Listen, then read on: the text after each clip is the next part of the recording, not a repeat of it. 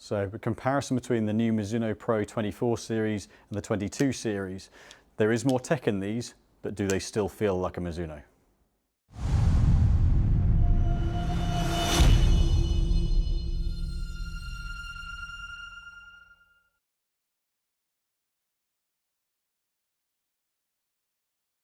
With the launch of the new Mizuno Pro 24 series irons, we thought we'd do a comparison for you between the 24 series and the 22 series in all three models, just to give you a comparison on what you'd like to see from a feel and experience hitting them versus a bit of data, and what not really the tech involved, but actually what changes in performance you'd like to see from each series. So going to start with the 221 and the 241, the pure blades. Actually, I'll show visually there is one sort of key aspect. We've got a little bit of tape on to match the swing weights on these, but what we can see between the 221 and the 241 is that the 241, the mass sits a little bit more centrally. It's a little bit more spread across the back on the 221 series, whereas more focused in the center.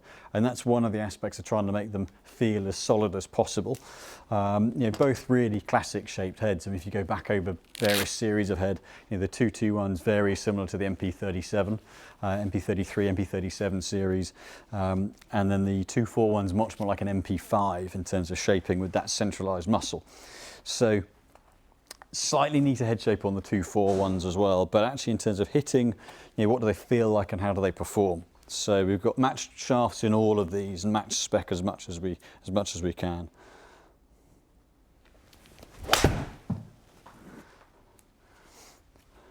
So with the blade, you haven't got any tech, so to speak, involved. There's no kind of multi-material structure. Yes, there are the layers of steel and nickel and copper and chrome that are involved in getting the resilience and the longevity to the finish, but no other tech involved whatsoever. So it's always going to feel a fairly solid head.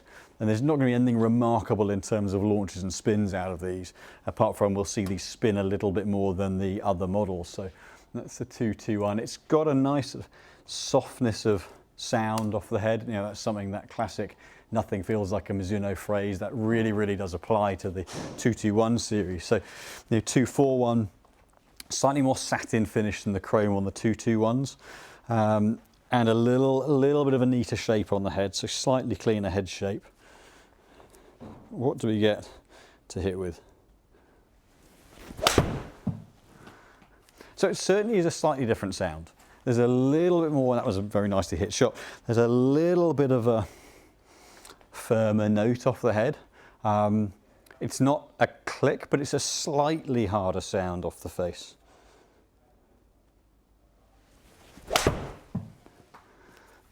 I think out of any one-piece construction like both of these are, nothing's ever going to feel hot. But it's certainly fair to say it is a slightly more solid feeling head. If we compare on those two data-wise between them, we're looking at from the first one with the 221 wasn't hit quite as well. What we can see is launches 0.1 of a degree difference, spins 100 revs less off the 241. That's as much potentially my tolerance as anything else. But other than a couple of slightly stronger strikes out of the 241, hence the slightly longer shot, actually from a data point of view, no difference in ball flight whatsoever. So, yes, the muscle, the weight's behind the contact point, and that creates a really solid feel. But realistically, overall, that is the only change. So, they haven't added different materials, things to that to try and make a tangible difference in performance. So we then split to the 223 and the 243. So in slight difference, very slight difference in the construction here. Again, that centralized muscle on the 243 versus a slightly shallower spread across with the 223.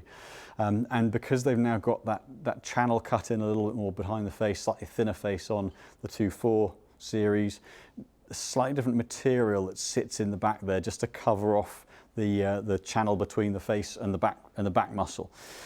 So actually a slightly very like the MP25 from years back, the visuals on the 243. We can see the slightly different shaping actually as well. If you take a slightly higher toe and neater into the crutch end, and a slightly kind of longer, shallower head on the 223 here. So that's something that, shaping wise, particularly in the shorter irons, they've gone a little bit neater on the 243. Similar kind of top line. They've beveled the top edge as well. So, but again, hitting wise, how do they differ? And we've matched it, and all of these match the shafts, match the lofts, match the lies. So it really is my slight variable striking with them, but really just the heads themselves that are making the difference. So.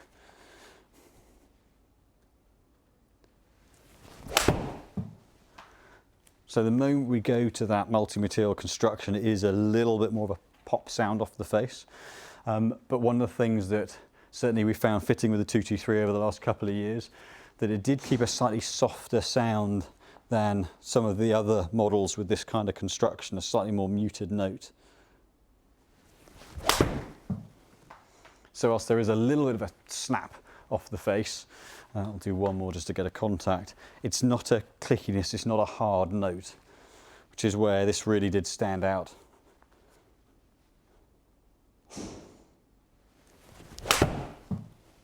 It's a bit of a more solid hit. So, a little bit lower spin than the blade, slightly stronger loft, 2 degrees stronger loft, but not a low spin head. Again, we found with the 223 was it didn't pop launch angle up, but retained a little bit of spin. So it gave a bit of a differentiation in performance versus, say, a Titleist T150.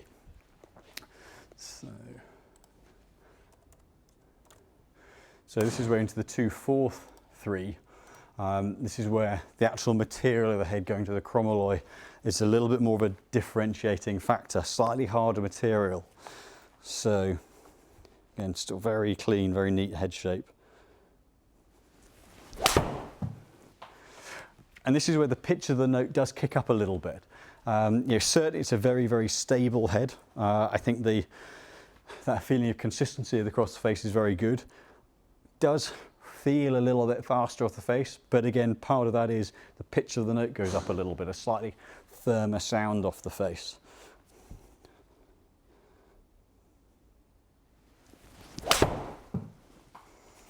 Very well balanced head to strike with, but as that shot shows, I think the comparison when we go into these, so I'm just going to, with the 2.2 series, a couple of fairly ropey strikes.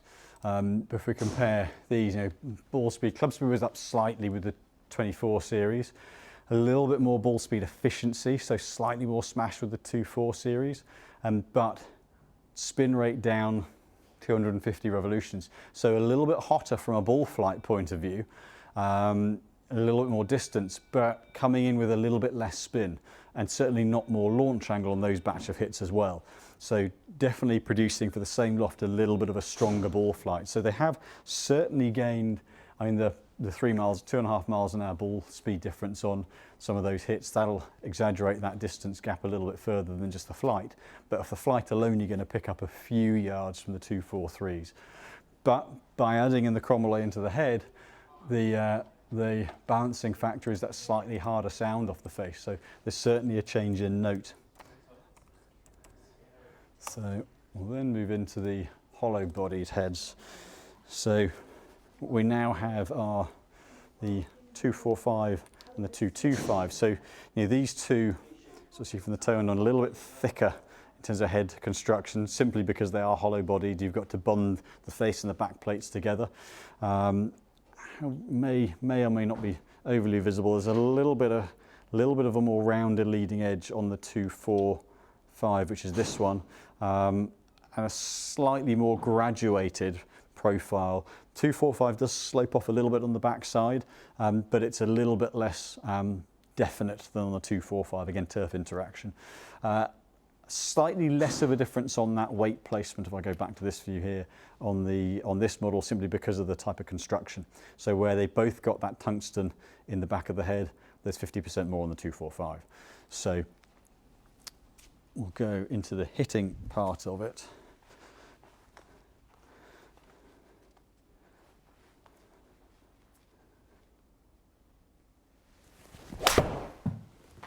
So again, certainly relative to the construction of this head, the hollow body, you would often get a little bit of a harder, clickier note off of it, which it doesn't really have.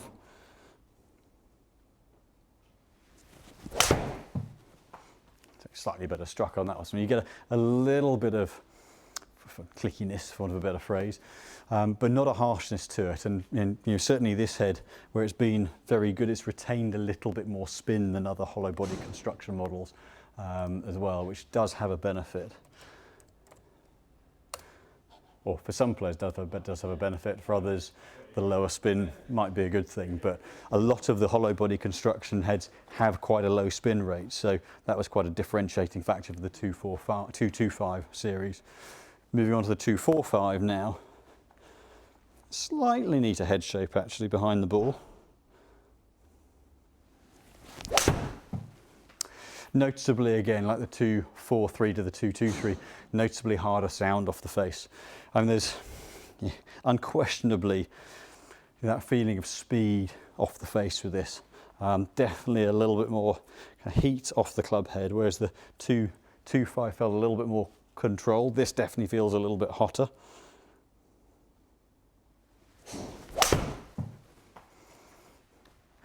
Yeah, a little bit of a higher pitch note, a little bit more, you know, it's quite a different sound. Again, going into the shot data here. So, I mean, again, I don't want to be kind of too forgiving. The 225, I did hit a sort of slightly funky one on the first one. However, you know, we are seeing again, as per the 223 series, we are still seeing that 300 revs lower spin, same launch, give or take 0.2 of a degree on this one. But you know, spin on the 245 series being down those 300 revs there. So picking up a little bit of extra ball speed off the head and losing a little bit of spin, and that's that weight positioning, that extra tungsten in the sole just pulls that spin down.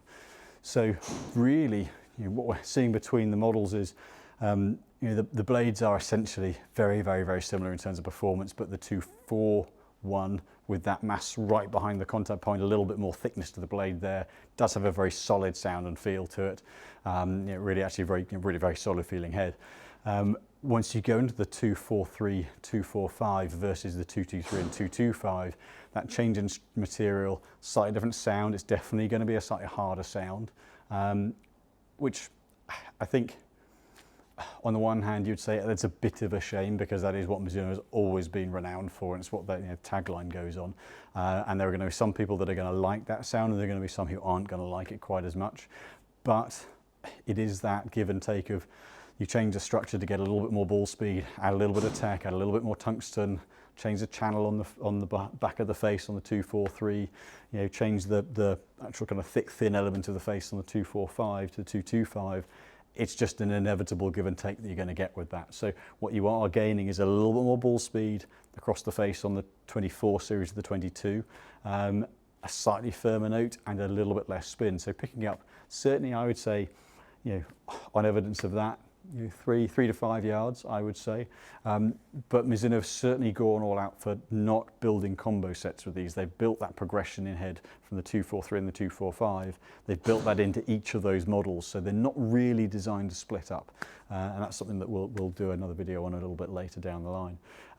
But comparison-wise, definitely a little bit of progression from a distance point of view, potentially a little bit of loss of feel. But overall, performance-wise, a very solid head.